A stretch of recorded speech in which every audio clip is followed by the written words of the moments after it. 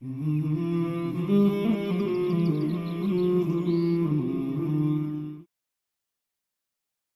حدیبیہ میں جو معاہدہ ہوا تھا اس میں شرائط کچھ ایسی تھیں جس سے بظاہر محسوس ہوتا تھا کہ مسلمان دب گئے ہیں۔ ان میں جو اہم ترین شرط جس کی وجہ سے مسلمانوں کے لشکر میں بھی اکثریت پریشان تھی، وہ سمجھ رہی تھی کہ ہم دب گئے ہیں، وہ شرط یہ تھی کہ اگر مسلمانوں کی طرف سے کوئی مکہ شریف میں بھاگ کر آیا تو مکہ والے اس کو واپس نہیں کریں گے، لیکن مکہ شریف سے اگر کوئی بھاگ کر مسلمانوں کی طرف گیا تو مسلمان اس کو واپس ضرور کریں گے۔ یہ شرط ایسی تھی جس سے لگ رہا تھا کہ مسلمان تو دب گئے ہیں، جو مشرکین کہہ رہے ہیں وہی کر رہے ہیں۔ معاہدہ لکھا گیا، ابھی اس پر سائن نہیں ہوئے تھے کہ جو معاہدہ کرنے والا شخص تھا نا، اس کا نام تھا سہیل، اس کے بیٹے کا نام تھا ابو جندل، کہیں رضی اللہ تعالیٰ عنہ، صحابی بن گئے، صحابیت کے شرف سے فیض یاب ہو گئے۔ اب مکہ والے مارتے تھے، باپ مشرک، خاندان مشرک، وہ مارتے تھے، چھوڑ دے اسلام، لیکن یہ لذت جس نے چکھ لی وہ چھوڑتا تو نہیں ہے۔ یہ ابو جندل بھاگ کر حدیبیہ میں ہی حضور کے پاس پہنچ گئے۔ اب والد معاہدہ کر رہا مشرکین کی طرف سے، تو حضور علیہ السلام نے، صحابہ کرام نے دیکھا ابو جندل آئے ہیں، تو مسلمانوں نے کہا ابھی کون سا سائن ہوئے معاہدے پر، تو سائن سے پہلے جو آ گیا اس کو تو ہم نہیں واپس کریں گے۔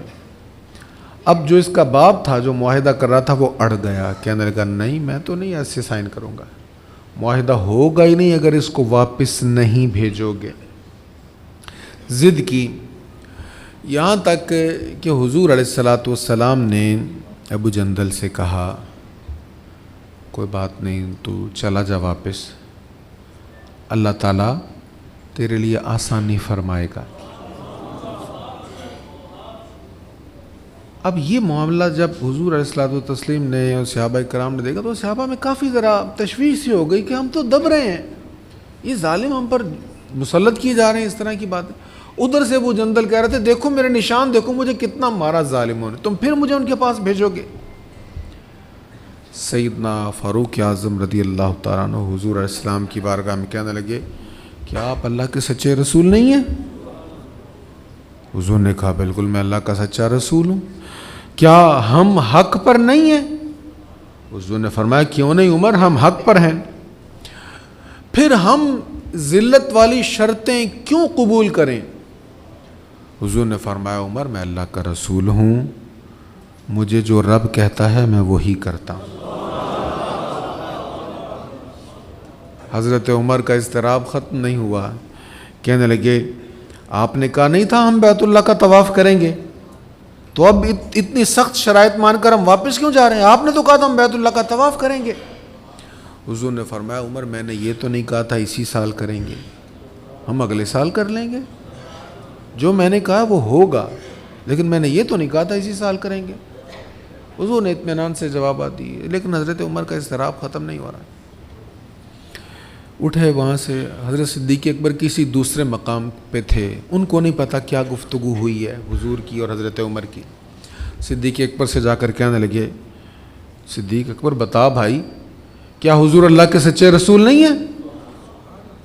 بالکل اللہ کے سچے رسول ہیں۔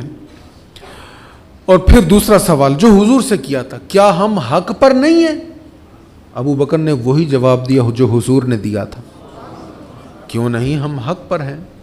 پھر ہم دب کر ذلت والی شرائط کیوں قبول کر رہے ہیں؟ وہی جواب دیا جو رسول اللہ نے دیا تھا۔ ابو بکر صدیق کہنے لگے عمر وہ اللہ کے رسول ہیں، وہ اللہ کی مرضی کے بغیر کچھ نہیں کہتے۔ اچھا چلو یہ باتیں تو میں مان لیتا ہوں، کیا حضور نے ہمیں کہا نہیں تھا کہ ہم جائیں گے کعبے کا طواف کریں گے، تو پھر ہم واپس کیوں جا رہے ہیں؟ ہاں عمر حضور نے کہا تھا، لیکن یہ تو نہیں کہا تھا اسی سال کریں گے۔ ابو بکر دیکھیں کیسے حضور کے مزاج شناس ہیں. اچھا جو جواب حضور نے دیا وہی انہوں نے دیا. تو ایک کیفیت ایسی بہرحال بن گئی پورے لشکر میں. حضور علیہ الصلاۃ والتسلیم کے بعد اگر کوئی مطمئن تھا تو وہ ابو بکر صدیق تھے، باقی سب پریشان تھے، پتہ نہیں کیا معاہدہ ہو گیا. نبی کریم علیہ الصلاۃ والتسلیم نے ابو جندل سے کہا ان قریب اللہ تمہارے لیے آسانیاں فرمائے گا اور تمہارے نکلنے کا کوئی ذریعہ بنائے گا. یہ حضور علیہ الصلاۃ والسلام نے انہیں فرمایا. حضور وہاں سے تشریف لے گئے اور ابھی حدیبیہ سے معاہدہ کمپلیٹ ہو گیا. ابھی حضور علیہ الصلاۃ والسلام نکلے ہی تھے کہ آیت کریمہ نازل ہو گئی، وہ جو میں نے کل تلاوت کی ہے، اِنَّا فَتَحْنَا لَكَ فَتْحًا مُبِينًا.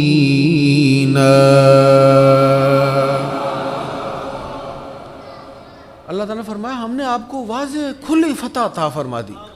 صحابہ کرام کہنے لگے یا رسول اللہ یہ فتح ہے؟ اب کس کے بارے میں کہا جا رہا فتح عطا فرمائی؟ یعنی حدیبیہ کا جو معاہدہ ہوا ہے یہ آپ کی فتح ہے. فتح صرف لڑ کر نہیں ہوتی، ٹیبل پر بیٹھ کر ٹاک سے بھی فتح مل جاتی ہے. معاہدوں سے ہمارے ہاں جیتی ہوئی جنگیں ہم نے ٹیبل پر ہاری ہیں اور ہاری ہوئی جنگیں ہم نے ٹیبل پر جیتی بھی ہیں. تو حضور علیہ الصلوۃ والتسلیم پر جب یہ آیت کریمہ نازل ہوئی تو صحابہ کرام کہنے لگے یا رسول اللہ یہ کیا فتح ہے؟ اب حضور نے کیا فرمایا ای والذی نفسی بیدہ انہ لفتح، اس ذات کی قسم جس کے قبضہ میں میری جان ہے یہ واقعی فتح ہے. یہ جو معاہدہ ہوا ہے یہ فتح ہے. اچھا یہ معاہدہ اس کو فتح کیوں کہا گیا؟ دیکھیں پہلے مسلمانوں کی اور کفار کی لڑائی تھی، مسلمان ادھر نہیں جا سکتے، کفار ادھر نہیں آتے، ایک دوسرے کے دشمن ہیں. اب جب معاہدہ ہو گیا، امن کا دور شروع ہو گیا، مسلمان ادھر آ رہے ہیں، کفار ادھر جا رہے ہیں، تو آمد و رفت شروع ہوئی، ایک دوسرے کو سمجھنے کا موقع مل گیا. اب مسلمانوں کا کردار، مسلمانوں کا اخلاق کفار دیکھ رہے ہیں. وہ دیکھ رہے ہیں یار وہی ہمارے بھائی ہوتے تھے، لڑاکو، جھگڑالو، آپس میں مارنے والے، قتل و غارت کرنے والے، دوسروں کا مال چھیننے والے، دوسروں پر ظلم کرنے والے، آج کیسے بھائی بھائی بن گئے. وہ بیٹیوں کے قاتل اپنے ہاتھوں سے زندہ دفن کرنے والے آج بیٹیوں سے پیار کرنے والے بن گئے. عکاظ کے بازار میں ماؤں کو بیچنے والے آج ماؤں کے تلووں کے بھوسے لینے والے بن گئے. یتیموں سے نفرت کرنے والے، ان کو منحوس جانے والے آج یتیم کے سر پر پیار سے دست شفقت رکھتے ہیں اس امید پر کہ نیکیاں ملیں گی. تو کفار کو یہ مسلمانوں کو دیکھ کر دین سمجھنے کا موقع ملا. کفار آتے نبی کریم علیہ الصلاۃ والتسلیم کی محافل کو دیکھتے، نور و نکہت کی برستی بارش کو دیکھتے، تو اب وہ اسلام کے قریب ہونے لگ گئے. مسلمان بھی آسانی سے جا رہے ہیں ہر جگہ اسلام کا پیغام لے کر، آمد و رفت میں آسانی ہے، تجارت میں بھی آسانی ہے. تو اس زمانہ امن سے مسلمانوں کو کتنا فائدہ ہوا؟ سیرت نگاروں نے اعداد و شمار لکھے ہیں. وہ کہتے ہیں گزشتہ سالوں میں، اب گزشتہ سال کتنے؟ تقریباً 19 سال بنتے ہیں. پہلی وحی کے اترنے سے لے کر اب تک 19 سال بنتے ہیں. 19 سالوں میں اتنے لوگ مسلمان نہیں ہوئے جتنے 2 سالوں میں ہو گئے. اس قدر تیزی سے اسلام پھیلا ہے. اب یہاں پر آپ ایک چیز سامنے آپ کی آ گئی ہے، بہت ساری چیزوں کے ساتھ ساتھ ایک چیز یہ بھی، میں بہت ساری چیزیں صرف چھوڑتا گیا ہوں کہ آپ خود غور کرتے جائیں گے. اگر ڈیٹیل میں جاؤں گا تو پھر ہمارے پاس وقت بہت مختصر ہو جائے گا. لیکن یہاں ایک چیز پر میں آپ کی توجہ کرواؤں گا کہ دیکھیں امن ہوا تو پھر اسلام پھیلا. آج زمانہ امن ہے. ہم کفار کے ممالک میں جا رہے ہیں، بہت سے ممالک میں اگرچہ ہماری سر جنگیں چل رہی ہیں، کفر مسلمانوں کے خلاف ہے، متحد ہے سارا عالم کفر، لیکن اس کے باوجود ہم کفار کے ممالک میں جا رہے ہیں، وہ ادھر آتے ہیں، ہمیں ان سے بات کرنے کا موقع ملتا ہے. سوشل میڈیا کے ذریعہ سے ہم پوری دنیا کے کفار کے ساتھ رابطے میں ہیں، ہم اپنا پیغام ان تک پہنچا سکتے ہیں، ان کو متاثر کر سکتے ہیں. لیکن اس کا فائدہ ہمیں نہیں ہو رہا، انہیں ہو رہا ہے. وہ ہمیں متاثر کر رہے ہیں، ہم ان سے متاثر نہیں ہو رہے. ہم ان سے متاثر کیوں ہو رہے ہیں؟ غور کیجئے گا، یہ صلح حدیبیہ کے بعد کفار متاثر ہوئے مسلمانوں سے، اور اس امن کے دور میں ہم کفار سے متاثر ہو رہے ہیں۔ اس کی وجہ کیا ہے؟ اس کی وجہ یہ ہے کہ ہم نے اقرأ کا حکم چھوڑ دیا۔ حضور علیہ الصلاۃ والتسلیم نے اپنے غلاموں کو ایجوکیٹ کرنے کے لیے، تعلیم دلانے کے لیے، ظالم کافر دشمن ان کو کہا تھا 10 بچوں کو لکھنا پڑھنا سکھا دو گے تمہیں چھوڑ دیا جائے گا۔ آپ بدر کے قیدیوں کے بارے میں سن چکے ہیں، حضور علیہ السلام نے علم کی اہمیت اتنی زیادہ بتائی، آج ہم علم سے بیزار ہو گئے۔ اچھا، اگر کسی کو علم کا ذوق پڑا تو اتنا ہی پڑا کہ ہم وہ پڑھیں گے جس میں ہمیں اچھی جاب مل جائے، ٹریڈ اچھی ہو جائے، یا بزنس کے حوالے سے بس ہم سکلز جان جائیں، ہم پتہ چل جائے بس کیسے ہم اچھی زندگی گزار سکتے ہیں۔ بھائی زندگی تو بڑی مختصر سی ہے، یہ مختصر زندگی ختم ہونے والی ہے، اصل زندگی تو مرنے کے بعد شروع ہونے والی ہے۔ تو آج ہم کفار سے متاثر اس لیے ہو رہے ہیں کہ ہم قرآن کریم سے دور ہیں، ہم سنت مصطفیٰ سے دور ہیں۔ اگر ہم سنت مصطفیٰ کے قریب ہوں، اگر قرآن کو ہم نے مضبوطی سے تھاما ہو، پھر ہم متاثر نہیں ہوں گے، متاثر کریں گے، پھر ہم متاثر کریں گے۔ تو اب الٹ ہو گیا ہے معاملہ۔ اب حال یہ ہے کہ اگر کوئی کافر اسلام سے متاثر ہوتا ہے تو وہ عملی نمونہ کے طور پر مسلم ممالک میں مسلمانوں کی حالت کو دیکھتا ہے تو وہ کہتا ہے اچھا یہ مسلمان ہے، یہ اخلاق رسول ہے، اور اخلاق رسول سے انہوں نے یہ سیکھا ہے۔ وہ ایک ہندو تھا، اس نے کتاب لکھی تھی عرب کا چاند، بڑی معروف کتاب ہوئی، حضور کی سیرت پر اس کی کتاب ہے، سوامی لکشمن پرشاد اس کا نام تھا۔ اس نے کتاب لکھی اور اس کی کتاب ایسی شاندار تھی، اس کو پڑھ کر بہت سارے کفار مسلمان ہو گئے، وہ خود نہیں مسلمان ہوا۔ کسی نے کہا سوامی جی تیری کتاب پڑھ کر اتنے لوگ مسلمان ہو گئے، تو کیوں نہیں مسلمان ہوا؟ اس نے کہا جب میں مسلمانوں کے نبی کی سیرت کو پڑھتا ہوں تو دل چاہتا ہے مسلمان ہو جاؤں، لیکن جب میں مسلمانوں کے کرتوت دیکھتا ہوں تو میں کہتا ہوں میں ایسے ہی ٹھیک ہوں۔ آج قابل غور پہلو یہ ہے کہ کہیں ہمارے کردار سے، ہمارے انداز و اعتبار سے، ہمارے رویے سے ایسا تو نہیں ہو رہا کہ جو اسلام سے متاثر ہوتا ہے ہمارے عمل دیکھ کر، ہمارا کردار دیکھ کر وہ اسلام سے دور ہو رہا ہو۔ اگر ایسا ہے تو ہمارے اوپر بہت بڑی ذمہ داری ہے۔ میں اکثر کہا کرتا ہوں مجالس میں، کئی بار میں نے یہ بات کہی ہے کہ ہم کتنے لوگوں کو مسلمان کر سکتے ہیں، یہ بہت اچھی بات ہے، اس پر غور کرنا چاہیے، لیکن اس سے زیادہ اہم بات یہ ہے کہ کہیں ہماری وجہ سے کوئی کفر پر مضبوط تو نہیں ہو رہا، کہیں ہماری وجہ سے کوئی کفر کی طرف بڑھ تو نہیں رہا، کیونکہ نمونہ تو ہم ہیں نا، دعویٰ تو ہم کر رہے ہیں کہ ہم مسلمان ہیں، نعرے تو ہم لگاتے ہیں غلامی رسول میں موت قبول ہے، حضور علیہ السلام کے عشق کا اظہار کرنے والے تو ہم ہیں، خدا نخواستہ کہیں ہمارا رویہ ایسا تو نہیں۔ بس اس موضوع پر ایک بات کر کے آگے بڑھوں گا۔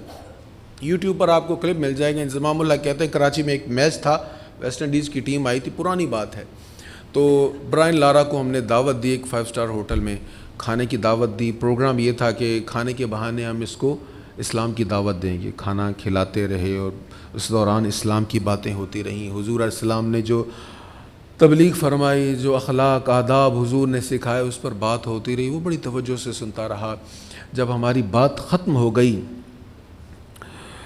اب اس کے بولنے کی باری تھی، وہ کہنے لگا تمہاری ساری باتیں بہت اچھی ہیں، تم جو اخلاق بتا رہے ہو واقعی بہت اچھے ہیں، لیکن میں نے پاکستان میں کئی شہروں میں گیا ہوں، مجھے ایسا بااخلاق مسلمان نظر تو نہیں آیا، تمہاری باتیں تو ساری کتابی باتیں ہیں۔ آج ہم دنیا میں جھوٹے مشہور ہو گئے ہیں۔ میرا ایک عزیز آسٹریلیا میں گیا تو اس سے میری فون پہ بات ہوئی، تو میں نے کہا بتائیں یہاں کے حالات۔ وہ کہنے لگا میں نے گاڑی خریدنی تھی سیکنڈ ہینڈ، تو مجھے انکل کہنے لگے بیٹا گاڑی گورے سے خرید لینا، چاہے وہ یہاں کا ہو چاہے کسی اور ملک کا ہو، اور پاکستانی سے نہ خریدنا، ایشین سے نہ خریدنا، چاہے وہ جاب پر آیا ہو چاہے وہ نیشنلٹی والا ہو، کسی مسلمان سے نہ خریدنا۔ میں نے کہا کیوں؟ اس نے کہا اس لیے کہ مسلمان جھوٹ بولتے ہیں۔ حضور نے کیا فرمایا تھا؟ عرض کی حضور مسلمان میں یہ عیب ہو سکتا ہے؟ فرمایا ہو سکتا ہے، یہ ہو سکتا ہے، ہو سکتا ہے، یہ ہو سکتا ہے، ہو سکتا ہے، کئی عیب پوچھے۔ فرمایا جھوٹا ہو سکتا ہے؟ فرمایا نہیں نہیں نہیں نہیں، مسلمان جھوٹا نہیں ہو سکتا۔ آج ہمارا تعارف کیا ہے؟ ہم جھوٹ بولنے والے لوگ ہیں۔ اللہ حضور کی سیرت کے صدقے ہمیں عمل کی توفیق عطا فرمائے۔ اب تیزی کے ساتھ اسلام پھیلا حدیبیہ کے بعد، اس لیے کہ اسلام کی اشاعت کرنے والے جو لوگ تھے وہ باعمل تھے، وہ سچے اور کھرے لوگ تھے۔ اللہ ہمیں سچا اور کھرا بنا دے۔ اب اسلام تیزی کے ساتھ پھیلنے لگا۔ نبی پاک علیہ الصلوۃ والتسلیم نے کفار کی طرف خطوط بھیجنے شروع کر دیے، اور کئی علاقوں میں حضور علیہ الصلوۃ والتسلیم کے سفیر آپ کا پیغام لے کر پہنچے۔ بڑی بڑی سپر پاورز کے پاس خطوط حضور علیہ الصلوۃ والتسلیم کے پہنچے۔ پھر غزوہ خیبر ہوا، کئی غزوات ہوئے اور اللہ نے فتوحات بھی عطا فرمائیں۔ اور پھر ایک وقت ایسا آیا کہ مشرکین مکہ نے اس معاہدے کو توڑ دیا۔ ایک قبیلہ تھا بنی بکر، یہ مشرکین کا حلیف تھا، ان کا طرفدار تھا، اور ایک قبیلہ تھا بنو خزاعہ، یہ مسلمانوں کا طرفدار تھا۔ بنو خزاعہ کے 23 افراد کو بنو بکر نے قتل کر دیا۔ اب بنو خزاعہ کے لوگ، چونکہ ان کا دفاعی معاہدہ حضور علیہ الصلوۃ والتسلیم کے ساتھ تھا، حضور کے پاس فریاد لے کر آئے۔ سرکار کریم علیہ الصلوۃ والتسلیم نے پیغام بھیجا مشرکین مکہ سے دیت کے لیے، بھی 23 افراد ہمارے جو حلیف ہیں ان کے آپ نے مارے۔ انہوں نے کہا ہم کوئی دیت نہیں دیں گے، نہ قصاص نہ دیت، ہمیں کوئی پرواہ نہیں، 23 مر گیا تو ہم کوئی اس کا ذمہ داری نہیں ہے۔ یہ کہہ کر انہوں نے معاہدہ توڑ دیا۔ اب معاہدہ ٹوٹ گیا۔ سرکار کریم علیہ الصلوۃ والتسلیم نے جب ان کا میسج سنا تو حضور علیہ الصلوۃ والسلام نے صحابہ کرام کو فتح مکہ کے لیے تیاری کرنے کا حکم فرما دیا، لیکن یہ تیاری خفیہ ہی رکھنے کا حضور نے حکم فرمایا تھا۔ ایک صحابی تھے حضرت حاتب ابن ابی بلتع، ان کی فیملی مکہ شریف میں تھی، سب کو حکم تھا کہ بھئی یہ خفیہ رکھنا ہے، کسی کو بتانا نہیں ہے۔ انہوں نے خط لکھ دیا مشرکین مکہ کی طرف، تو انہوں نے انہیں بتا دیا کہ حضور علیہ الصلوۃ والتسلیم کا لشکر مکہ شریف کی طرف آ رہا ہے۔ سرکار کریم علیہ الصلوۃ والتسلیم نے حضرت علی المرتضیٰ رضی اللہ تعالیٰ عنہ کو اور حضرت زبیر کو اور حضرت مقداد کو کہا یہاں سے جلدی نکلو، فلاں مقام پر جاؤ، اس میدان میں جب پہنچو گے تو ایک عورت تمہیں ملے گی، اس کے پاس ایک خط ہے، وہ لے کر واپس آ جاؤ۔ اب یہ گئے، اس عورت سے کہا تیرے پاس خط؟ تو کہنے کہ میرے پاس تو کوئی خط نہیں۔ مولا علی نے کہا نہیں تیرے پاس خط ہے۔ اس نے کہا دیکھ لو میرے پاس تو کوئی خط ہے ہی نہیں۔ قسمیں اٹھانے لگی، جیسے وہ یقین دلا سکتی تھی، تسلی دلا سکتی تھی، وہ کہنے لگ گئی۔ تو حضور صلی اللہ تعالیٰ علیہ وآلہ وسلم نے کہا تو اس کے پاس خط ہے؟ مولا علی نے کہا خط دیتی ہے تو دے، نہیں تو تجھ سے نکالنا ہم جانتے ہیں۔ بڑا یقین تھا نا، حضور کے کہنے پر یقین ہوتا ہے غلام کو۔ آج ہم سوچیں ہمیں حضور کے فرمان پر یقین ہے؟ سرکار کے کتنے ارشادات ہیں، حضور نے فرمایا سچ میں کامیابی ہے، جھوٹ میں ناکامی ہے۔ ہمیں یقین نہیں ہے، ہم کہتے ہیں جھوٹ نہیں بولیں گے تو سودا نہیں بکے گا، تو اعتماد پھر حضور پر تو نہ ہوا نا، اپنے تجربے پر اعتماد ہوا ہے۔ تو مولا علی نے کہا تیرے پاس ہے، ہم لے کر جائیں گے۔ جب اس نے دیکھا یہ نہیں پلٹنے والے تو اس نے اپنے جوڑے کے اندر سے وہ خط نکال دیا۔ انہوں نے خط لیا، واپس پہنچ گئے، سیدنا فاروق اعظم جلال میں آ گئے، یہ حاتب نے خط لکھا ہے، یہ منافق ہے، اس نے آپ کا راز فاش کیا، حضور میں اس کی گردن اڑا دوں گا، یہ منافق ہے۔ حضور نے فرمایا عمر اتنی جلدی نہ کر، تمہیں پتہ نہیں یہ جنگ بدر میں شریک ہوا تھا، یہ بدری ہے، یعنی بدر کے صحابہ کا رتبہ بعد والے صحابہ سے بہت زیادہ ہے۔ تو سرکار کریم علیہ الصلوۃ والتسلیم نے انہیں خاموش کروایا، اور پھر حضرت حاتب سے کہا آپ اپنی صفائی میں کیا کہتے ہیں؟ وہ کہنے لگا یا رسول اللہ میں منافق تو نہیں ہوں، ایمان تو میرا بڑا مضبوط ہے، میری فیملی تھی مکہ شریف میں، ان کا کوئی پرسان حال وہاں پر نہیں تھا، تو میں نے خط بڑا طریقے سے لکھا ہے، ایسا خط لکھا اس سے آپ کو کوئی نقصان نہیں پہنچے گا، کوئی راز میں نے فاش نہیں کیا، لیکن تھوڑا سا میں نے مشرکین کو فائدہ اس لیے دیا ہے تاکہ وہ میرے احسان کے مرہون ہو کر میری فیملی کے ساتھ ظلم نہ کریں۔ تو باقی سرکار میرا ایمان مضبوط ہے. سرکار کریم علیہ الصلوۃ والتسلیم سے انہوں نے معذرت کی. حضور علیہ الصلوۃ والتسلیم نے ان کی معذرت کو قبول فرمایا. قرآن کریم کی آیت کریمہ بھی نازل ہوئی اور حضرت حاطب کو سرکار کریم علیہ الصلوۃ والتسلیم نے معاف فرما دیا. حضور علیہ الصلوۃ والتسلیم یہاں سے تشریف لے کے بہت اختصار کر رہا ہوں. سرکار علیہ الصلوۃ والتسلیم کا قافلہ روانہ ہو گیا. 10,000 سے زیادہ جان نثار حضور کے ساتھ ہیں. تو سرکار کریم علیہ الصلوۃ والسلام رمضان المبارک میں 8 ہجری کو حضور علیہ الصلوۃ والتسلیم روانہ ہوئے تھے اور مکہ معظمہ کی طرف جب سفر ہوا 10,000 جان نثار حضور کے ساتھ. راستے میں بہت سارے معاملات ہوئے. بالآخر حضور علیہ الصلوۃ والسلام مکہ شریف میں پہنچ گئے. اب آپ نے سیرت طیبہ کے بہت سارے پہلو سنے ہیں. پچھلے سال والے بھی بہت سے احباب یہاں پہ جلوہ افروز ہے. مکہ معظمہ میں نبی رحمت صلی اللہ تعالیٰ علیہ وآلہ وسلم کے ساتھ کیا کیا معاملات پیش ہوئے, کتنا ظلم ہوا.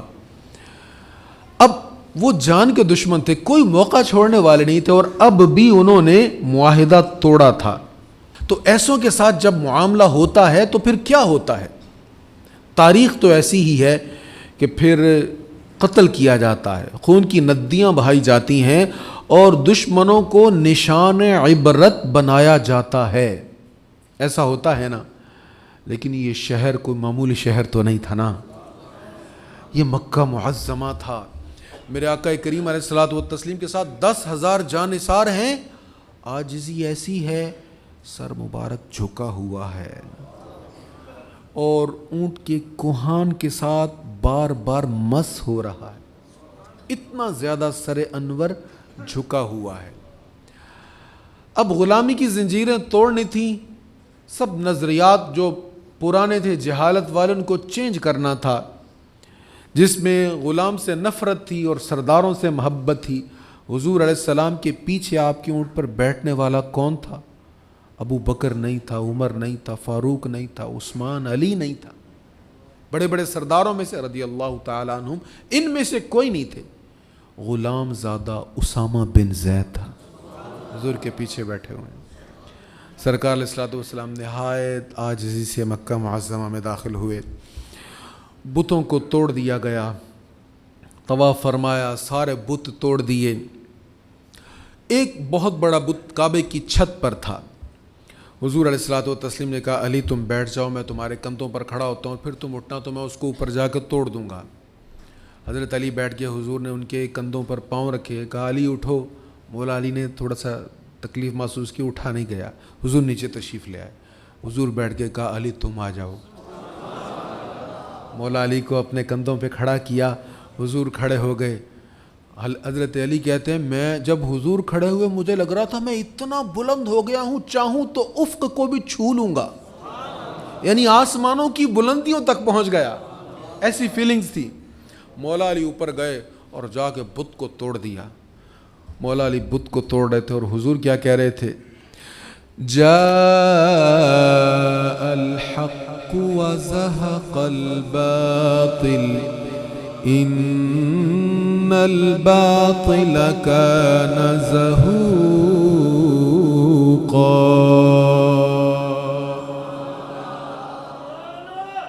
حق آ گیا, باطل بھاگ گیا. حضور علیہ السلام تلاوت فرما رہے ہیں, بتوں کو توڑ رہے ہیں. سرکار علیہ الصلوۃ والتسلیم اب کعبہ شریف کے اندر داخل ہونا تھا. کعبہ کی چابی عثمان بن طلحہ کے پاس ہوتی تھی. حضور علیہ الصلوۃ والتسلیم نے مکی دور میں ایک بار مکہ شریف میں آئے تو آپ اعلان نبوت فرما چکے تھے. مکہ کا ہر فرد حضور کا دشمن تھا. عثمان بن طلحہ بھی انہی میں سے تھا. اس نے حضور علیہ الصلوۃ والتسلیم کے لیے دروازہ نہیں کھولا تھا. اس نے سرکار کریم علیہ الصلوۃ والتسلیم سے نہایت نامناسب گفتگو کی تھی. حضور علیہ الصلوۃ والسلام نے فرمایا عثمان یاد رکھنا ایک دن آئے گا چابی میرے پاس ہوگی. کہنے لگا یہ نہیں ہو سکتا, یہ نہیں ہو سکتا. حضور نے فرمایا اگر ہو گیا. کہنے لگا پھر تو قریش والوں کی عزت خاک میں مل گئی اگر ایسا ہو گیا. ایسا ہو ہی نہیں سکتا, یعنی قریش والے بڑے عزت والے لوگ ہیں, ان کی عزت خاک میں مل ہی نہیں سکتی. حضور علیہ الصلوۃ والتسلیم نے کہا عثمان چابی لے کر آؤ. اب سب پورے مکہ معظمہ میں مسلمان ہر طرف ہیں، بڑے بڑے سردار سر جھکا کے کھڑے ہیں۔ وہ گھر گیا، ماں سے کہنے لگا چابی دے، ماں سے چابی لے کر آیا، ماں سے بھی گفتگو ہوئی تھی لیکن وقت تھوڑا ہے، چابی لے کر حضور کی بارگاہ میں کانپتا آ گیا۔ سرکار کریم علیہ السلام نے فرمایا کھولو اس کو، کھولا۔ اب حضور علیہ الصلوۃ والسلام کعبہ شریف کی چوکھٹ میں اندر داخل ہوئے، اور حضور کے ساتھ کون تھا؟ یہاں بھی دیکھیں میرے آقا کیسے مساوات کا درس دے رہے ہیں۔ ایک طرف حضور کے غلام اسامہ ہیں اور ایک طرف حضور کے غلام بلال ہیں۔ اندر داخل ہوئے، سرکار کریم علیہ السلام نے اندر سے بتوں کو صاف کیا، جو تصویریں بتوں کی بنائی ہوئی تھی زمزم شریف سے دھو دیا۔ حضور علیہ الصلوۃ والتسلیم نے جو کعبہ شریف کا دروازہ تھا وہاں پر آ کر کھڑے ہو گئے۔ اب دروازہ اب بھی اونچا، اس وقت بھی اونچا ہوتا تھا، اور حضور علیہ السلام نے سائڈوں سے ایسے پکڑ لیا۔ اب سارے دم بخود کھڑے ہیں، سب کفار، جان کے دشمن، راہوں میں کانٹے بچھانے والے، پتھر برسانے والے، حملے کرنے والے، تلواروں کے دستے متعین کرنے والے، اور حضور کی شہادت کے لیے انعامات مقرر کرنے والے، اونٹوں کے لالچ دے دے کر قاتلوں کو بھیجنے والے، زہر میں بجھی تلواریں دے کر بھیجنے والے، سب کھڑے ہیں۔ سرکار کریم علیہ الصلوۃ والتسلیم نے ایک نگاہ دوڑائی سارے مجمع کی طرف اور فرمایا ہاں بھائی، کیا کہتے ہو تم؟ اب کیا امید کرتے ہو مجھ سے؟ کتنے مظالم تم نے کیا، مجھ سے کیا ایکسیپٹیشن ہے تمہاری، امیدیں کیا ہیں تمہاری؟ آواز آئی آپ کریم باپ کے، کریم بھائی کے بیٹے ہیں، کرم ہی کریں گے۔ اللہ اکبر۔ دیکھیں نا، اخلاق یہ ہوتا ہے، ظالم کو بھی پتا تھا یہ ہیں بڑے مہربان، یہ کریم آقا ہیں، رحمت للعالمین ہیں۔ حضور علیہ السلام نے فرمایا میں وہی کہوں گا جو میرے بھائی یوسف نے کہا تھا اپنے بھائیوں سے، لا تثریب علیکم اليوم، آج تمہیں کوئی ملامت بھی نہیں ہے۔ ہمارے ہاں جب صلح ہوتی ہے، اس کو سمجھانے کے لیے ایک مثال دیتا ہوں، ہمارے ہاں جب صلح ہوتی ہے نا تو بڑے سمجھاتے ہیں چل یار چھوڑ اس کو، معاف کر دے، کوئی بات نہیں، اس سے غلطی ہوگی، چل تو معاف کر دے۔ تو معاف کرنے والا نا اس کی کوئی انسلٹ کر کے، کوئی گالیاں دے کے، کوئی تانے دے کے معاف کرتا ہے، جلدی کر کے ہم معاف بھی نہیں کرتے۔ ہم کہتے ہیں معاف تو کرنا ہی تو اب اچھی طرح گالیاں تو نکالیں، دل کی بھڑاس تو نکالیں، یا شکوہ شکایت تو کریں، لعنت ملامت تو کریں۔ حضور نے فرمایا تم سے بدلہ لینا، تمہیں مارنا یہ تو دور کی بات ہے، تمہیں کوئی ملامت بھی نہیں کروں گا، او فلاں تم نے ایسے کیا تھا یہ بھی تمہیں نہیں کہوں گا۔ سبحان اللہ، سبحان اللہ، رحمت کائنات ہے میرے آقا صلی اللہ تعالی علیہ وآلہ وسلم۔ عثمان بن طلحہ کو حضور نے پھر بلایا اور چابی اسی کو پھر دے دی، کہا عثمان تمہیں چابی دے رہا ہوں، اب تم سے قیامت تک کوئی نہیں لے گا۔ میرے آقا نے وہ جس نے چابی نہیں دی تھی اس کو چابی عطا فرما دی۔ سبحان اللہ، اللہ اکبر۔ اب اذان پڑھنے، زور کی اذان پڑھنی تھی، اذان پڑھنے کا وقت آیا۔ اب غور کرتے جائیے حضور علیہ الصلوۃ والتسلیم کی غریب پروری، غلاموں سے محبت، پسے ہوئے طبقے کے ساتھ حضور کی محبت۔ سرکار کریم علیہ الصلوۃ والتسلیم نے مجمع کی طرف نگاہ دوڑا کر کہا اینا بلال، بلال کہاں بھائی؟ جی حضور حاضر۔ چل اذان پڑھ۔ اذان پڑھنے کا نہیں ادھر نہیں، کعبے کی چھت پر چڑھ۔ اللہ اکبر۔ کہاں بلال کے منہ پہ کوڑے برسائے جاتے تھے، گھسیٹا جاتا تھا، رسی باندھ کر پیروں میں الٹا گھسیٹا جاتا تھا، چہرے پر زخم آ جاتے تھے۔ ایک بار بلال کے سامنے امیہ نے ایک مسلمان کو پکڑا اور اس کو مارنے لگ گیا، مارتے مارتے کوڑا بلال کو دیا، کہا تو بھی مار اس کو۔ بلال نے ابھی اظہار نہیں کیا تھا اسلام کا۔ بلال کے ہاتھ میں کوڑا پکڑا، اس نے کوڑا پھینک دیا، اس نے کہا مار اس کو، کہا نہیں میں اس کو نہیں ماروں گا، کیونکہ جس آقا کا یہ کلمہ پڑھتا نا وہ آقا مجھے بڑی محبت سے دیکھتا ہے۔ اللہ اکبر۔ اب حضور علیہ الصلوۃ والتسلیم نے اس بلال کو، جس کو مکہ کے مشرکین نے، سرداروں نے نہایت ادنا اور گھٹیا سمجھا تھا، کعبے کی چھت پہ کھڑا کر دیا۔ اب سارے سردار نیچے بیٹھے ہوئے ہیں۔ ایک کافر کہنے لگی اچھا ہوا میرا باپ مر گیا تھا، نہیں تو یہ منظر دیکھ کر تڑپ کے ویسے ہی مر جاتا کہ غلام کعبے کی چھت پہ کھڑا ہے۔ سرکار کریم علیہ الصلوۃ والتسلیم نے ماحول بالکل تبدیل کر دیا۔ اب بہت سے کفار مسلمان ہوئے، مکہ معظمہ میں تیزی کے ساتھ اسلام پھیلا، بیعت ہوئی، پھر کفار سے بیعت لی، خواتین نے بیعت کی، لیکن یاد رکھیں حضور علیہ السلام نے خواتین سے بیعت لیتے ہوئے کسی خاتون کے ہاتھ کو ٹچ نہیں کیا۔ خاتون کو بیعت کرنے میں، یہ مرد کو جب بیعت کیا جاتا ہے تو ہاتھ میں ہاتھ ملایا جاتا ہے، خاتون کے جسم کو ٹچ کرنے کی بڑے سے بڑا شیخ کامل کیوں نہ ہو اجازت نہیں ہے۔ جب رسول اللہ نے نہیں کیا تو بعد والے کیسے کر سکتے ہیں؟ بہت سی خواتین کو بیعت کیا، ان میں وہ ہند بھی تھیں جنہوں نے حضرت سیدنا حمزہ رضی اللہ تعالیٰ عنہ کو شہید کرنے کا پلان کیا تھا۔ یہ بھی سرکار کریم علیہ السلام کی بارگاہ میں حاضر ہوئیں، بیعت ہوئیں، اسلام قبول کیا، کہنے لگی محمد صلی اللہ علیہ وسلم پہلے میں تجھ سے بڑی نفرت کرتی تھی، تیرے شہر سے بڑی نفرت کرتی تھی، واللہ آج روئے زمین کے تمام انسانوں سے بڑھ کر تجھ سے محبت ہے، اور سارے شہروں سے بڑھ کر تیرے شہر سے محبت ہے مجھے صلی اللہ علیہ وسلم۔ سرکار کریم علیہ الصلوۃ والتسلیم نے مکہ معظمہ کے بعد یہاں سے پھر اور بھی کئی علاقوں کا رخ کیا، بہت ساری فتوحات حاصل ہوئیں، مال غنیمت حاصل ہوا۔ اموال غنیمت حضور علیہ السلام نے مکہ شریف کے جو سردار تھے ان کو بہت زیادہ مال غنیمت عطا فرما دیا۔ اب حضور کے ساتھ مدینہ منورہ سے مہاجرین و انصار آئے ہوئے ہیں، لیکن یہاں جو نئے نئے مسلمان ہوئے نا ان کو حضور نے زیادہ عطا فرمایا، 40 اونٹ ایک بندے کو عطا فرما دیے مال غنیمت میں سے۔ وہ حضور علیہ السلام نے جو مشترکہ حصہ تھا مجاہدین کا اس میں سے نہیں دیا تھا، اپنے حصے میں سے دیا تھا، لیکن انصار کے کچھ نوجوان، کچھ بچے، نوعمر نوجوان کہہ لیں آپ، ٹین ایجر کہہ لیں، انہوں نے کہا، آپس میں باتیں کی، یار ہماری تلواروں سے ابھی تک خون ٹپک رہا ہے، تو زیادہ انہیں دے دیا گیا جو ابھی کل مسلمان ہوئے ہیں۔ تو حضور کی تقسیم پر آپس میں گلے والے انداز میں بات کی، حضور تک یہ بات پہنچ گئی۔ سرکار کریم علیہ السلام نے انصار کے لوگوں کو بلا لیا، بڑے بڑے سردار آ گئے، حضور نے فرمایا صلی اللہ علیہ وسلم ایسے مجھ تک بات پہنچی، کیا تم لوگ آپس میں ایسے باتیں کر رہے ہو؟ تو جو بزرگ صحابہ تھے کہنے لگا نہیں حضور ہم نے نہیں کی، وہ نادان ہیں، بچے ہیں، انہوں نے کر دی۔ کچھ نوجوانوں نے ایسے کہا، یعنی مطلب یہ تھا کہ جو سمجھدار لوگ ہیں، ہر معاملے کو جانتے ہیں، انہوں نے ایسا نہیں کہا، کہ نوجوانوں نے ایسا کہہ دیا ہے، یعنی ہم ان کی تائید نہیں کرتے، ہم انہیں پسند نہیں کرتے، آپ ان کی نادانی سمجھیں اور اس کو نظر انداز فرمائیں۔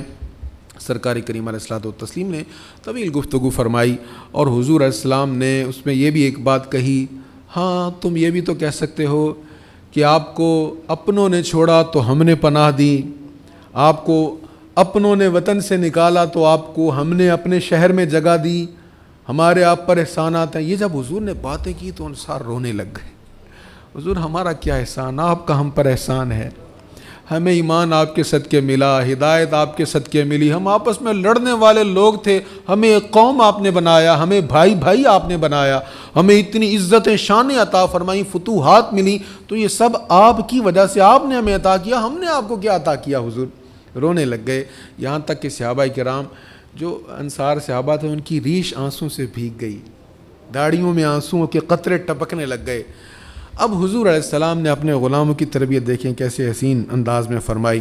آپ نے ایک جملہ فرمایا، آپ نے فرمایا کیا تم اس بات پر راضی نہیں ہو کہ یہ بڑے بڑے سردار، پہلے آپ نے یہ فرمایا دیکھو میں نے ان کو اس لیے دیا ہے یہ نئے نئے مسلمان ہوئے تاکہ اسلام کی طرف زیادہ راغب ہوں، مزید مضبوط ہو جائیں، تم تو قدیم الاسلام ہو، تم تو ہر چیز جان چکے، تو یہ نئے نئے اسلام ہے، میں نے اس لیے ان کو دیا۔ اور پھر حضور نے آخر میں جملہ بڑا خوبصورت عطا فرمایا انہیں، ایسا پیارا جملہ ہے، آپ سنیں گے تو آپ کو انصار کے نصیب پر رشک آئے گا، انصار صحابہ کے نصیب پر آپ کو رشک آئے گا کہ حضور نے کیا انہیں فرمایا۔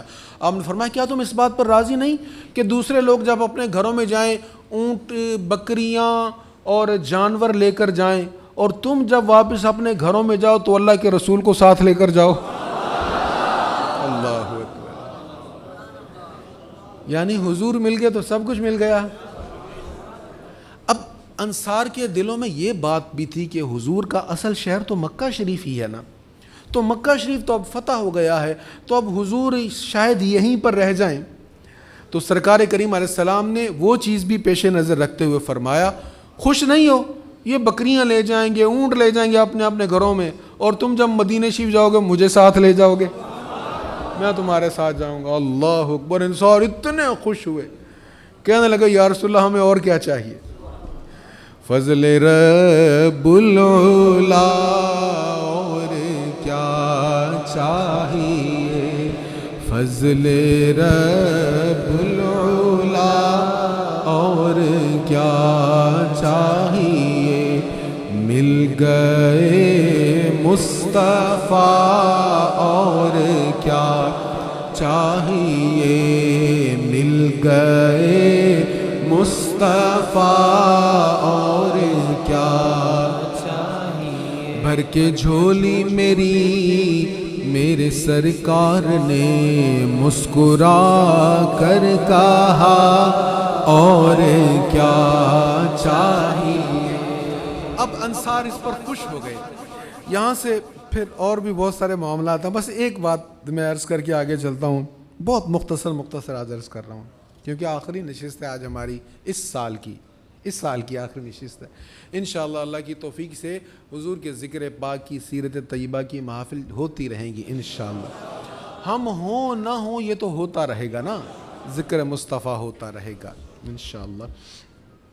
سرکار صلی اللہ تعالیٰ علیہ وآلہ وسلم بہت سارے علاقوں کو جب فتح کیے گئے، کچھ قیدی بھی آئے۔ قیدیوں میں ایک خاتون کہنے لگی میں محمد کی بہن ہوں صلی اللہ علیہ وسلم۔ صحابہ کو کہا، اب سب جانتے تھے حضور اسلام کا تو کوئی بہن بھائی نہیں ہے، اب وہ بار بار کہہ رہے مجھے ان کے پاس لے کر تو جاؤ، مجھے تم نے قید کر لیا تو میں ان کی بہن ہوں۔ تو جب اس نے زیادہ اصرار کیا تو یہ حضور کی بارگاہ میں لے آئے، یہ آ کر کہنے لگے حضور مجھے پہچانا، میں شیمہ جو آپ کو لوریاں دیا کرتی تھی، حضور میں حلیمہ سعدیہ کی بیٹی ہوں۔ اللہ اکبر، سرکار کریم کی آنکھوں میں آنسو آ گئے، حضور کھڑے ہو گئے، اپنی چادر مبارک بچھا لی۔ حضرت شیمہ کے نا یہاں پر گردن پر نشان تھا، وہ جو حضور کو لوریاں دیا کرتی تھی نا، تو سرکار اسلام یہاں کبھی کبھی اپنا دانت مبارک محبت سے لگایا کرتے تھے۔ وہ حضرت حلیمہ بھی لوریاں دیا کرتی تھی، ہم تو وہی کلام سنے ہیں، لیکن یہ شیمہ بھی حضور سے بڑا پیار کیا کرتی تھی۔ حلیمہ میں تیرے مقدراں تو صدقے، تو مدنی دا جھولا جھلیندی بھی ہو سے، او سونے دا مکھڑا نورانی نورانی، تو تک دی تے رہی چمیندی بھی ہو سے، حلیمہ میں تیرے مقدراں تو صدقے۔ آقا کریم علیہ السلام نے اپنی رضائی بہن کے لیے چادر بچھائی اور اس کو چادر پر بٹھایا۔ بہنوں کو میرے آقا نے عزت دینا سکھایا۔ حضور نے کہا شیمہ کیا چاہیے تمہیں، بتا، میرے پاس ادھر رہنا ہے تو میں تجھے اچھا گھر جو چاہیے میں تمہیں دوں گا۔ اس نے کہا نہیں حضور میں اپنے علاقے میں جانا چاہتی ہوں۔ حضور اسلام نے غلام عطا فرمائے، اونٹ عطا فرمائے، بکریاں عطا فرمائیں، فرمایا اور بھی کچھ چاہیے ہو؟ کہنے لگی بس اور یہی چاہیے کہ مجھے اپنا کلمہ پڑھا دیں۔ سرکار اسلام کا کلمہ پڑھا حضرت شیمہ، بعض نے شیمہ لکھا، بعض نے شیمہ لکھا ہے، تو انہوں نے اسلام قبول کیا۔ تو سرکار کریم علیہ السلام نے صحابہ سے کہا بھئی یہ قبیلہ بنو سعد کے جتنے بھی کوئی قیدی ہیں نا، یہ میری بہن نا، ان سب کو آزاد کر دو۔ انعام و اکرام کے ساتھ حضور نے رخصت فرمایا۔ 10 ذی الحج کو حضور صلی اللہ تعالیٰ علیہ وآلہ وسلم حج کرنے کے لیے مکہ معظمہ تشریف لائے۔ ذی قعدہ میں حضور علیہ السلام نے سفر کا آغاز فرمایا اور پھر سرکار علیہ الصلوۃ والتسلیم مکہ معظمہ میں حاضر ہوئے۔ یہ پورا ایک ایسا باب ہے جس پر کئی بیانات ہو سکتے ہیں حضور کے حج مبارک کے۔ اللہ اکبر۔ سرکار صلی اللہ تعالیٰ علیہ وآلہ وسلم نے خطبہ حجۃ الوداع جو فرمایا، وہ بھی طویل خطبہ ہے، محدثین نے اس کے مختلف حصوں کو بیان کیا ہے مختلف احادیث میں۔ اس کے خلاصے میں سے چند باتیں عرض کر دیتا ہوں۔ نبی پاک صلی اللہ تعالیٰ علیہ وآلہ وسلم نے خطبہ میں بہت عظیم باتیں ارشاد فرمائیں، اور اس میں ایک بات یہ ارشاد فرمائی، لوگو شاید اگلے سال تم سے ملاقات نہ ہو سکے۔ یہ 10 ہجری ہے اور ذی الحج ہے۔ فرمایا شاید اگلے سال تم لوگوں سے ملاقات نہ ہو سکے۔ تمہاری جان، تمہاری مال اور تمہاری عزت اسی طرح محترم ہے جیسے یہ دن، یہ مہینہ اور یہ شہر محترم ہے، جس طرح ذی الحج کا احترام ہے اور اس شہر مکہ معظمہ کا احترام ہے، آج کے دن یوم عرفہ کا احترام ہے، ایسے ہی اے مسلمانوں آپس میں تمہاری عزت، تمہاری جان کا احترام ہے تم پر۔ صرف جان کا نہیں، عزت کا بھی احترام ہے، دوسرے کی عزت کا خیال رکھو۔ کیا ہوا سوشل میڈیا تمہارے ہاتھ میں آ گیا، تمہارے 20-30 ہزار فالوورز بن گئے، اب تمہیں کس نے یہ اجازت دے دی تم اپنے مسلمان بھائیوں پر لعنت بھیجتے رہو؟ ٹھیک ہے سیاسی اختلاف ہے تمہارا اور تم اپنے مخالفوں کو غلط سمجھتے ہو، موسٹ کرپٹڈ سمجھتے ہو، لیکن یہ تو تمہیں اجازت نہیں تم مسلمانوں کی عزتوں کو اچھالتے رہو۔ حضور نے تو عزت حرام فرمایا، مسلمان کے لیے حرام ہے دوسرے مسلمان کی عزت کو اچھالے، اس کو رسوا کرے۔ فرمایا تمہارا مال، عزت اسی ماہ کی طرح محترم ہے، اسی شہر کی طرح محترم ہے۔ جاہلیت کی ہر چیز میرے پاؤں تلے روندی گئی۔ عورتوں کے بارے میں اللہ سے ڈرو، اللہ کی کتاب اور میری سنت کو مضبوط پکڑو، شیطان کی پیروی سے بچو۔ میرے بعد کوئی نبی نہیں اور تمہارے بعد کوئی امت نہیں، اللہ کی عبادت کرنا، تم سے میرے متعلق پوچھا جائے گا۔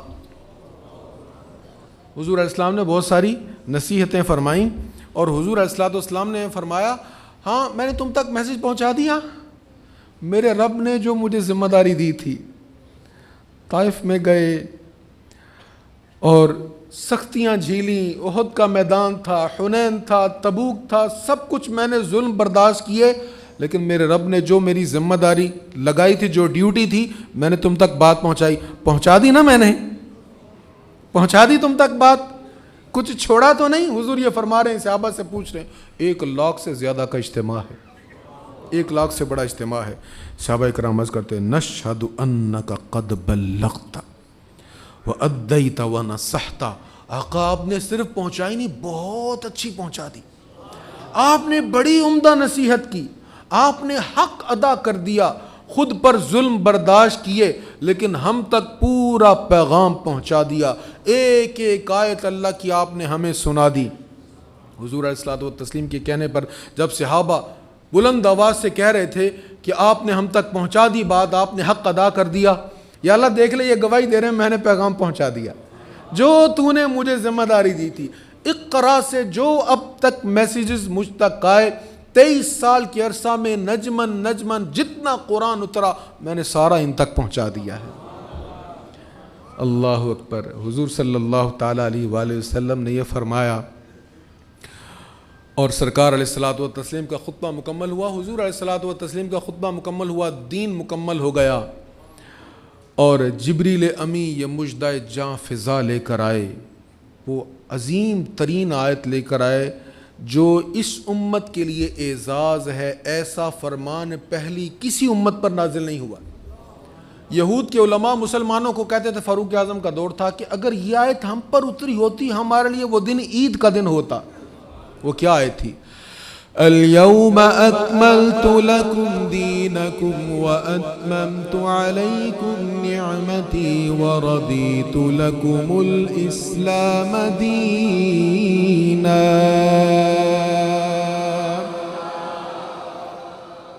آج تمہارا دین تمہارے لیے مکمل کر دیا گیا، اللہ نے اپنی نعمت کو تم پر مکمل کر دیا اور تمہارے لیے دین کو پسند کر دیا۔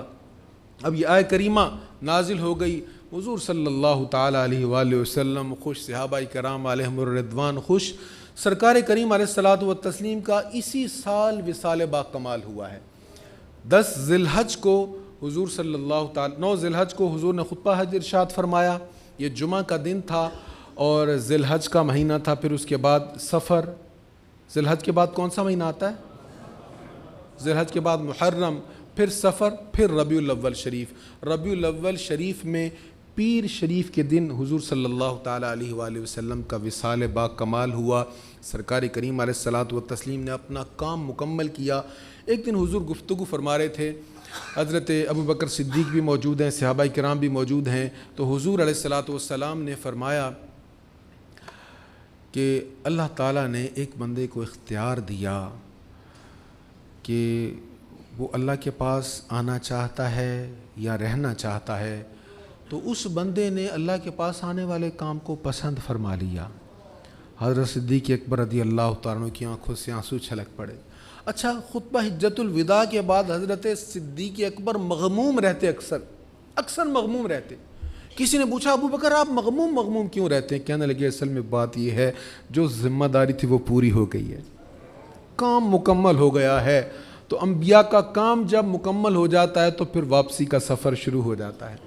اب میں صرف ایک بات عرض کروں گا، نبی رحمت صلی اللہ تعالیٰ علیہ وآلہ وسلم نے پہلی وحی کے نازل ہونے کے بعد 23 سال خوب جد و جہد کی اور بڑی محنت فرمائی، ایسی محنت فرمائی کہ تمام انبیاء میں سے کسی نبی پر اتنی مشکلات نہیں آئیں جتنی حضور پر آئی ہیں، لیکن سرکار کریم علیہ الصلوۃ والتسلیم نے اپنی ذمہ داری کو خوب نبھایا، اور اس 23 سال کے عرصہ میں ہزاروں بار جبریل امین حضور کی بارگاہ میں قرآن کریم کی آیات لے کر حاضر ہوتے رہے، اور حضور نے ہر آیت کو امت تک پہنچایا۔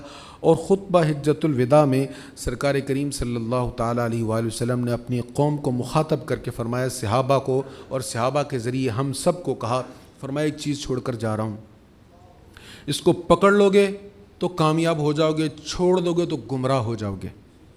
ایک چیز چھوڑ کر جا رہا ہوں، مضبوطی سے تھام لو گے کامیاب ہو جاؤ گے، چھوڑ دو گے تو گمراہ ہو جاؤ گے۔ وہ کون ہے؟ کتاب اللہ، اللہ کی کتاب۔ حضور علیہ الصلوۃ والتسلیم کی زندگی میں آخری جو آپ نے خطبہ ارشاد فرمایا، حجۃ الوداع کا خطبہ، اس میں آپ نے یہ تاکید فرمائی کہ کتاب اللہ کو نہ چھوڑنا۔ میرے آقا نے اس کے لیے بڑی محنت فرمائی، بہت محنت فرمائی ہے اس کے لیے۔ تو میلاد مصطفیٰ صلی اللہ علیہ وسلم کی محافل سیرت میں آنے والوں، حضور سے محبت کا تقاضا ہے کہ جو کتاب آقا کریم علیہ السلام کے قلب اطہر پر نازل ہوئی ہے اس کو ہم تھام لیں، مضبوطی کے ساتھ تھام لیں، جتنا اس کے قریب ہو سکتے ہیں اس کے قریب ہو جائیں۔ الحمدللہ اس سال ہم نے ربیع الاول شریف میں ہی، حالانکہ ربیع الاول شریف میں بہت مصروف ہوتا ہوں اور میری کوشش ہوتی ہے میں کوئی نیا کام نہ شروع کروں، لیکن حضور علیہ الصلوۃ والتسلیم کے میلاد کا جشن منانے کی ہم نے ایک منفرد صورت اس سال یہ بنائی ہے کہ میلاد مصطفیٰ صلی اللہ علیہ وسلم کے فوری بعد ہم قرآن کریم کے ساتھ اپنی محبت کا اظہار کریں گے اور قرآن کریم کو سمجھنے کی کوشش کریں گے۔ انشاءاللہ بدھ کو صرف 2 دن کے وقفے کے ساتھ بدھ والے دن ہم تفسیر القرآن کا آغاز کر رہے ہیں۔ 6 ماہ کا کورس ہے، صبح 9 بجے سے لے کر 11 بجے تک کلاس ہوا کرے گی۔ ہم تقریباً روزانہ 1 پاؤ قرآن مجید کا لفظی ترجمہ اور تفسیر پڑھا کریں گے، 1 پاؤ کا روزانہ پڑھا کریں گے، اور 6 ماہ سے شاید کچھ کم عرصہ میں قرآن مجید فرقان حمید مکمل کریں گے۔ آپ جتنے احباب یہاں پہ بیٹھے ہیں، جتنی بہنیں پردہ میں بیٹھی میری گفتگو کو سن رہی ہیں، میں آپ سب کو یہ نہیں کہتا کہ آپ ضرور شرکت کریں، لیکن ایک چیز کا وعدہ میں آپ سے لینا چاہوں گا کہ آپ سب اس پر غور ضرور کریں، اس پر سوچیں ضرور۔ آپ اگر سوچیں، دیکھیں اگر میں فوری طور پر آپ کو کہوں کہ آپ ارادہ کریں، آپ نے آنا ہے، ضرور آنا ہے، وعدہ میں آپ سے لینا چاہتا ہوں، تو شاید آپ کے ذہن میں فوری طور پر نہیں، ہم سے تو مینیج نہیں ہوگا، ہم نے تو بچوں کو اسکول چھوڑنا ہے، ہم نے تو کام پر جانا ہے، کسی نے آفس میں جانا ہے، بہت سارے معاملات ہیں، سب کی اپنی اپنی ذمہ داریاں ہیں۔ لیکن میں آپ سے یہ کہوں گا کہ آپ اس پر غور کرنے کا وعدہ ضرور کریں۔ یا آپ سب کو میری التجا ہے کہ آپ اس پر غور کریں کہ کیا ہم اس کو کر سکتے ہیں۔ کم از کم 10-15 منٹ آپ اس پر ضرور سوچئے گا، آج سوچ لیجئے گا، کل سوچ لیجئے گا۔ اگر آپ کو کوئی صورت بنتی نظر آئے تو آپ تشریف لے آئیے گا، اور بدھ والے دن سے انشاءاللہ ہم اس کا آغاز کر رہے ہیں، اور 9 بجے سے لے کر 11 بجے تک 2 گھنٹے کی کلاس ہوا کرے گی۔ 6 مہینے کے مختصر ترین عرصہ میں ہم قرآن مجید فرقان حمید کو مکمل پڑھنے کی کوشش کریں گے۔ اللہ تعالی ہم سب کی حاضری قبول فرمائے۔ آج وقت میں نے تھوڑا سا زیادہ لے لیا آپ کا، اس کے لیے میں معذرت خواہ ہوں، باتیں کچھ زیادہ تھیں اور سمیٹنا تھا ساری گفتگو کا۔ انشاءاللہ آئندہ سال اللہ کی توفیق سے ہم اسی سیرت کے عنوان کو کچھ مختلف انداز میں پیش کریں گے اور اس پر کچھ باتیں کریں گے اور حضور علیہ الصلوۃ والتسلیم کے اخلاق و کردار سے سیکھیں گے۔ جو احباب تشریف لائے اور جو دعوتیں دیتے رہے، جو بلاتے رہے، جو اہتمام کرتے رہے، جو خدمت کرتے رہے اور جو سعی کرتے رہے، جو کوششیں کرتے رہے، میں اکیلا نہیں ہوں، بہت سارے ساتھی ہیں۔ میں تو صرف آپ کے سامنے بیان کرتا ہوں، آگے بیٹھ جاتا ہوں، باتیں سناتا ہوں۔ کام کرنے والے بہت سارے ہمارے ساتھی ہیں، 50 سے زیادہ ساتھی ہیں۔ ان سب کے لیے میری بھی دعائیں ہیں، آپ بھی دعائیں کیجیے گا۔ جو احباب تشریف لائے، اللہ تعالیٰ سب کو اجر عظیم عطا فرمائے۔